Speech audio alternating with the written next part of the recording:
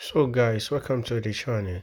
Listen to today's news, the interview that go to South Africa president, what he said here. Let's And go. must never be that we trample into the dust the African fellowship that made our freedom possible. We are a people who live the value of Ubuntu.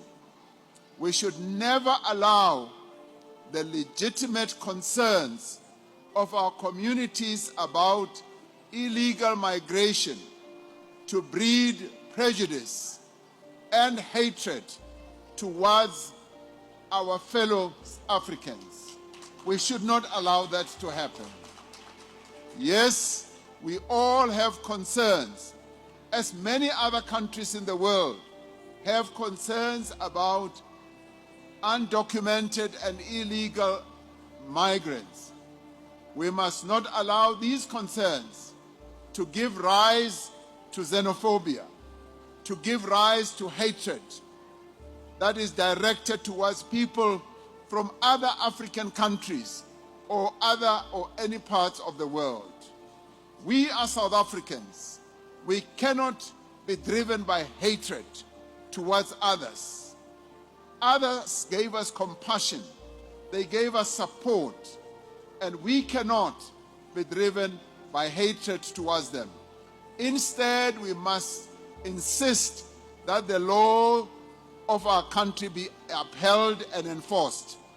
That is why we are clamping down on illegal migration and on businesses that flout the law by hiring undocumented persons at the expense of our citizens. I spoke about this during the State of the Nation address. We are actively rooting out corruption in our immigration system.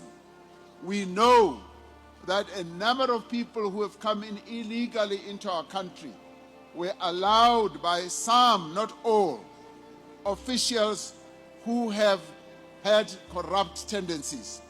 We will not allow people to take the law into their own hands. We extend hospitality to those who are guests in our country with the expectation that generosity is honored with respect for our society and its laws. And we say to those who are here legally, respect us as South Africans, respect our laws, respect our conventions and our traditions, as you would want us to respect the laws and traditions of your own country. As a nation that defeated colonialism and apartheid through international solidarity, we carry a responsibility to advance constitutional values beyond our borders. So we then therefore say, yes, let us allow our laws to take their course. We have already set in place the way in which we will be able to deal with those who are in our country illegally. We remain committed to multilateralism, to respect for international law and principled diplomacy. International law was born from the devastation of global conflict.